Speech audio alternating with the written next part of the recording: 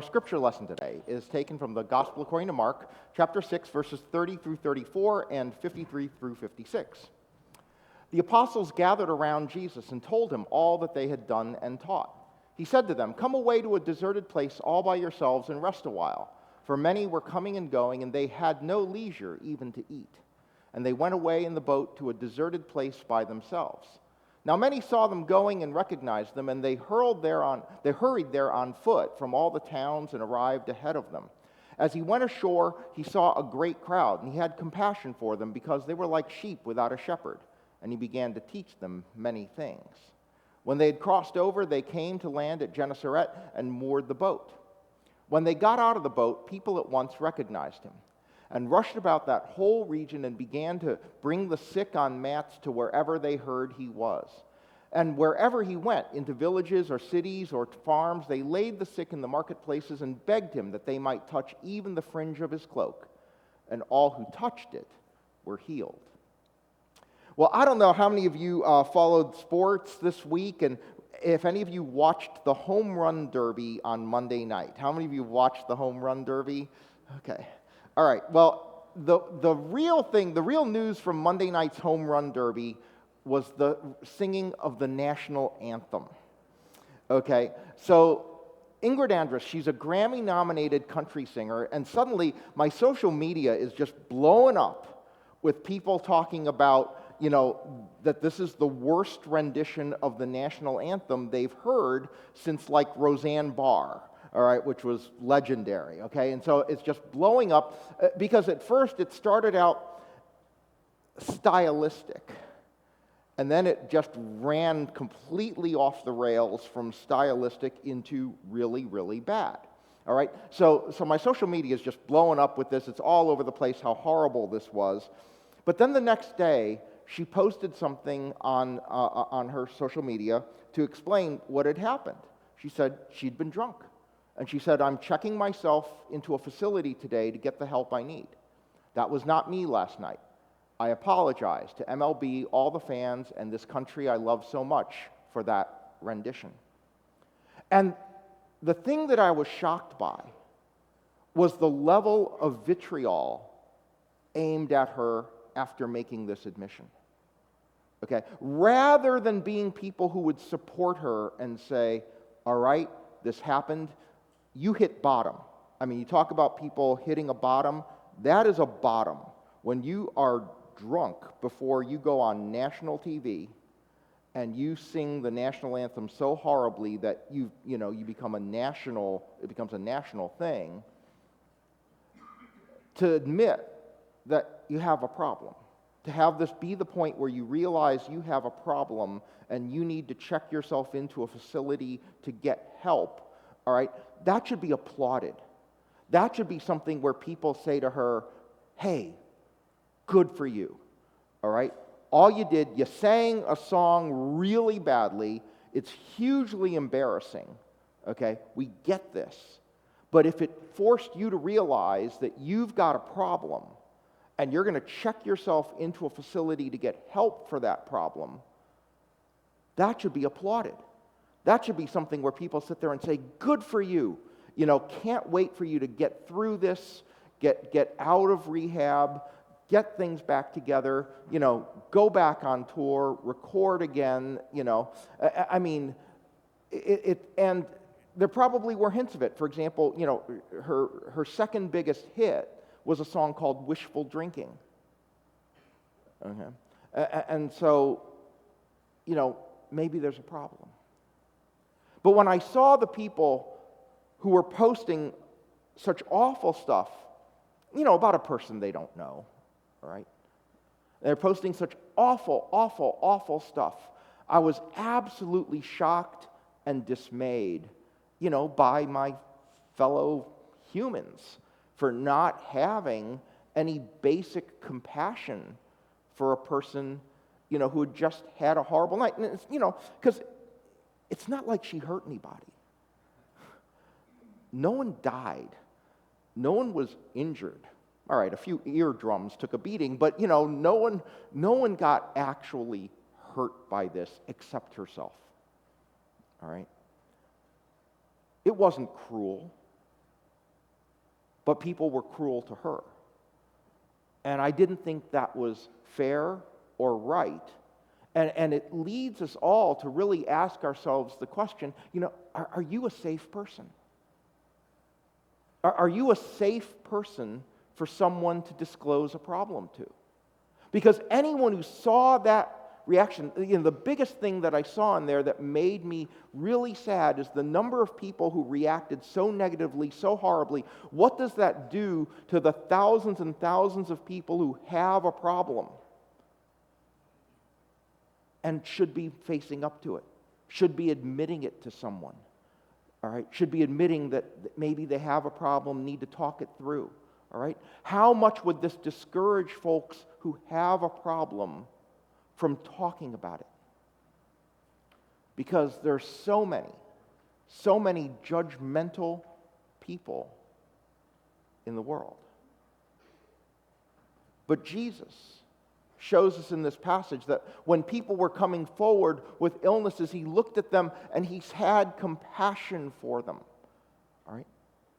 And the reason why he has to have compassion for them, and notice, it doesn't talk about the healing. It says he had compassion for them because they were like sheep without a shepherd, and he began to teach them many things. All right? And one of the main things he had to teach them was the idea that because they had illness in their family, because they had someone who was sick, they weren't being punished and they weren't being blamed. Because that was the prevalent belief at the time. So the prevalent belief at the time is that if you are sick, if you have someone who's born with a disability in your family, all right, that this was a punishment from God that was handed down to you because you had done something, or worse, that your parents had done something. They believed in a God who was actually capable of inflicting a disability on a child because of the sins of the parents. I mean, what a horrible, horrible belief, but people held it. And what Jesus saw was not people who had sickness. It wasn't, that was not people who were being punished, but he saw people who deserved compassion. And he taught them that they were loved, not judged. Right? And he showed them this by choosing to heal them. And that's one of the things that we have to remember, that compassion isn't some emotional reaction that just comes up from us. It's something we choose. We decide in the moment what kind of reaction we're going to have.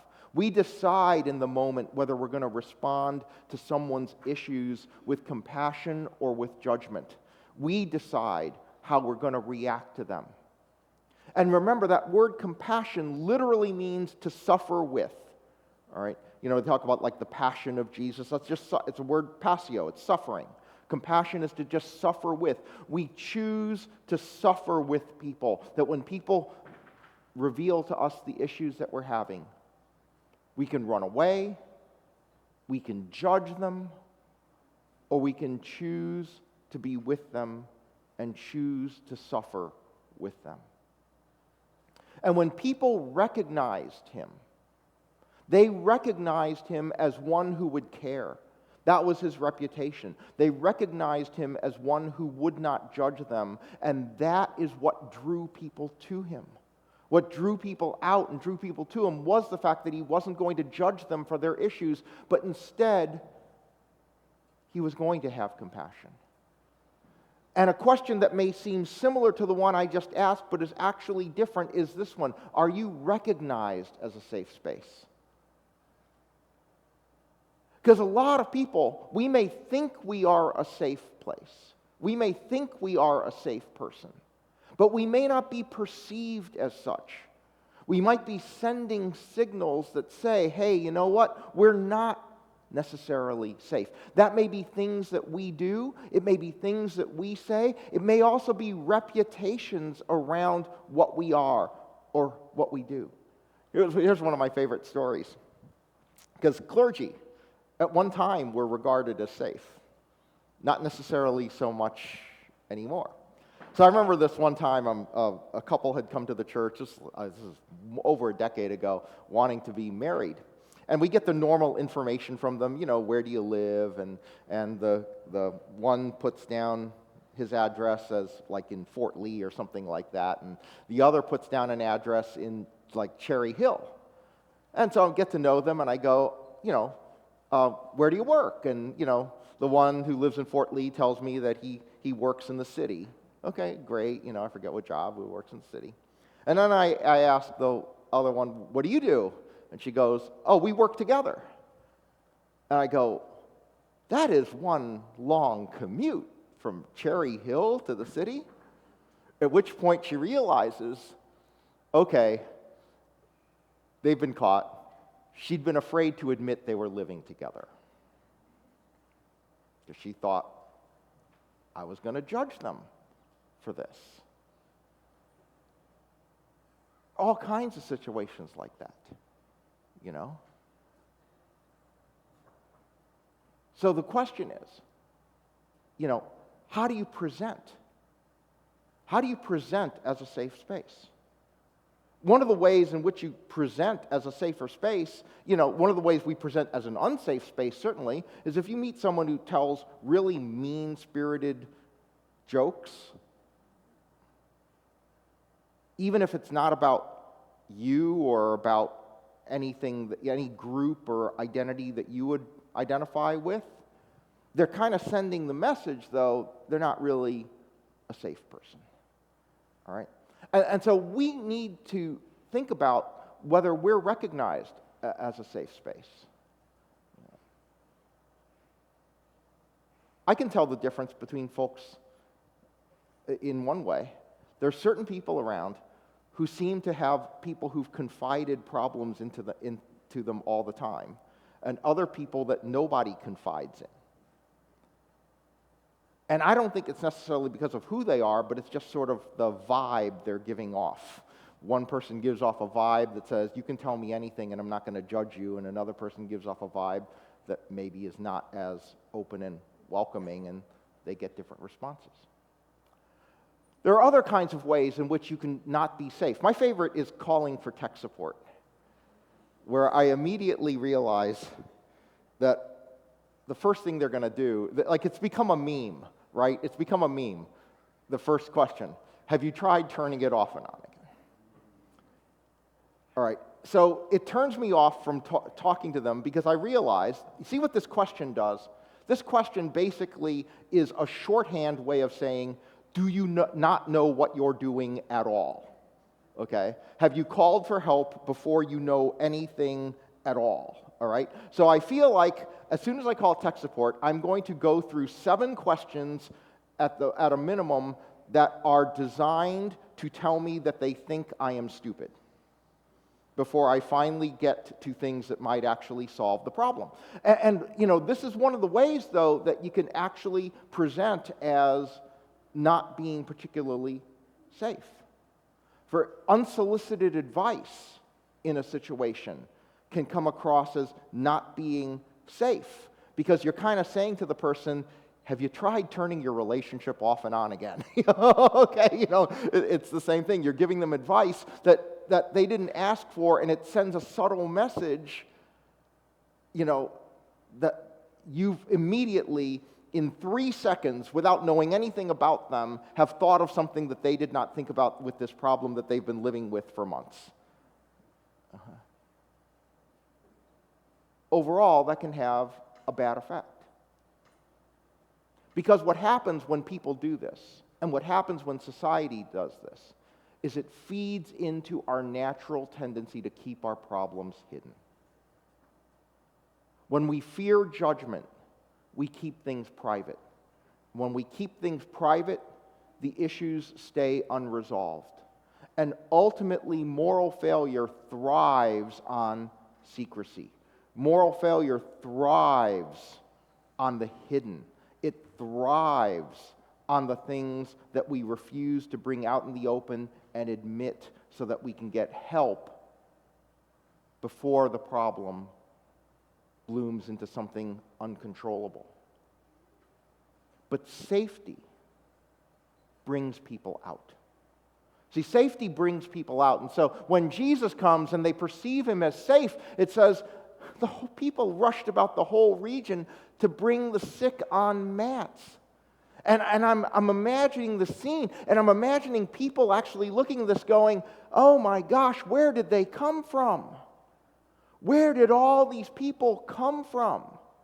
Because if sickness was regarded as a sign of sin, if sickness was regarded as a sign of God's judgment against you, then your natural reaction would have been to hide the problem.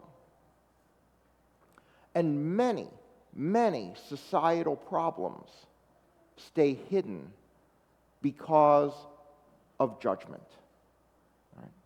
And when they're hidden, we don't actually know the extent of it. For example, a lot of you have heard the following statistic that exists right now in the United States, which is that roughly 1 in 6 children in the U.S. is poor.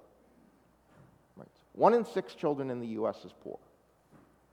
And we've seen this statistic because people are looking for it, they're counting it, they're now aware of it. All right? But here's the thing. When they started tracking the number precisely, it was 1959. All right, year before I was born. You know what it was in 1959? It was more than 1 in 4. It was actually 27% in 1959. But you watch the Andy Griffith Show or Dick Van Dyke or whatever, you didn't see any of it. Another reason why the media didn't cover it was because so much of that poverty was concentrated in particular races and in particular regions of the country that they didn't think people cared about very much. And so when you had the poverty in places like Appalachia, when you had black poverty in the United States, the numbers were much higher, and they didn't pay attention to that. They only paid attention to dominant groups. So the problem was hidden because they didn't care about them, whoever the them is. And so it's something that we need to remember, that we really only see a fraction of the problems that are around us. In any room full of people, in any gathering of people, there are a lot of folks who have battles. Many of you come to church and you smile and you've got a battle going on. 2 battles, 3 battles, whatever they are. But you've got battles that lie behind the smiles, and you always wonder, who can I talk to? Who is safe to tell about this problem? Who can I share this burden with?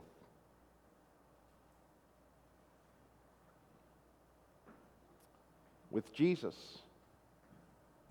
his compassion was so broad that it says that they begged him that they might touch even the fringe of his cloak. In other words, these are people who are getting healed by Jesus, and Jesus didn't know them. Jesus didn't address them by name. But they were healed nonetheless because Jesus' healing was not reserved for insiders. And so often our compassion tends to be reserved for insiders. Our compassion is reserved for the people who are close to us. Our compassion is reserved for people of the same groups, the same classes, the same folks we hang out with. But our compassion needs to extend to the fringes of our lives.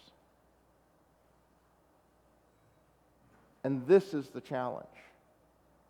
The challenge for us as individuals, the challenge for us as a church, the challenge for us as a society is to extend our compassion to the fringes of our life. Because how many people see what happened to Ingrid, that poor singer, and are deterred from coming forward? How many people are deterred from admitting and getting help for issues that they're facing because they lie outside of what they perceive is a safe zone created by us as individuals, a safe zone created by us as a church, or a safe zone created by us as a society? to bring healing to the world, begins with creating zones of safety within which people are comfortable admitting the problems that they have, admitting the battles that they're facing, in order that they would seek the help that they need, the support that they need, the listening ear that they need. Okay? And sometimes we don't think as much about how we're perceived, whether it is us as individuals, whether it's us as a congregation, whether it's churches in general, whether it's Christians in general, whether it's America in general. We don't think enough about how we're perceived. But how we're perceived matters, because that's how people will react to us. So let's do those things that give off an aura of safety. Let's be the kind of people who project an aura that when you talk to me, you'll get compassion. You won't get judgment.